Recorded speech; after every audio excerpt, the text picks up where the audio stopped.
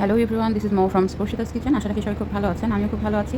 আজকে আমি চলে আসছি খুব মজার একটি রেসিপি, যেটা খুবই কমন এবং আমাদের প্রত্যেকটা ঈদ বা ভালো কোনো মুহূর্তে কিন্তু আমরা সেমাইটা খুবই পছন্দ করি। আর ঈদে তো অবশ্যই আমাদের সেমাই ছাড়া চলবেই না। তো আজকে আমি দুধ সেমাই করে দেখাবো। এটা সবাই জানে, খুব সহজ একটি রেসিপি, তবুও আমি আজকে আপনাদের সঙ্গে শেয়ার করছি।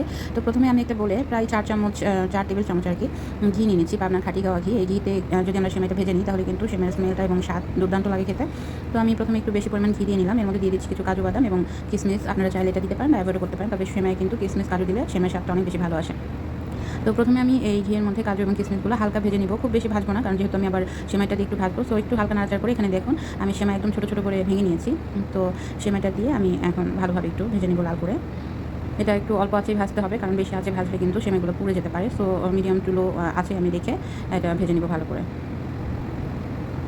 সেমাই এমন একটা মজার খাবার যে আমার ধারণা প্রত্যেকেই অনেক বেশি পছন্দ করে এবং সবারই সেমাইটা খুবই পছন্দের একটা খাবার। বিশেষ করে ছোটরা তো অবশ্যই পছন্দ করে।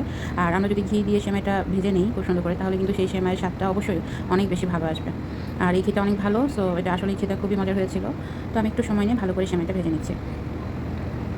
আর এখানে আরেকটা বিষয় আমি বলে রাখি, আজকের এই রেসিপিতে আমি প্রায় 1 কেজি গরুর দুধ, সেটা জাল দিয়ে প্রায় হাফ কেজি একটু বেশি, হয়তো 3 কাপের মতো হবে, সেরকম একটু ঘন করে নিয়েছিলাম। তো সেই দুধটাই কিন্তু আমি আজকে এখানে ইউজ করব।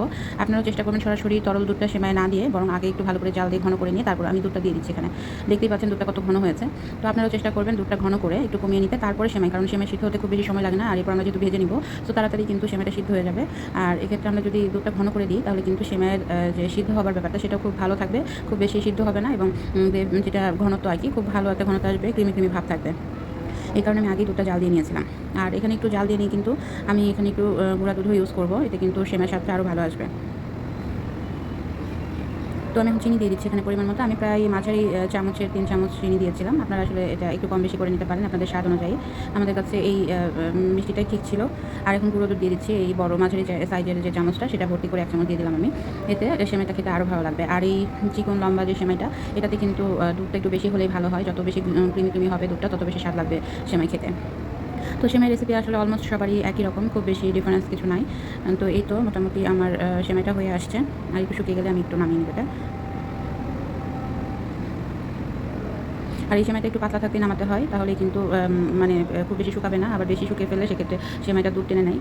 তো যার কারণে আমি আগেই নামিয়ে নিয়েছিলাম। এই তো হয়ে গেছে আমার আজকের ভীষণ মজার দুধ সেমাই।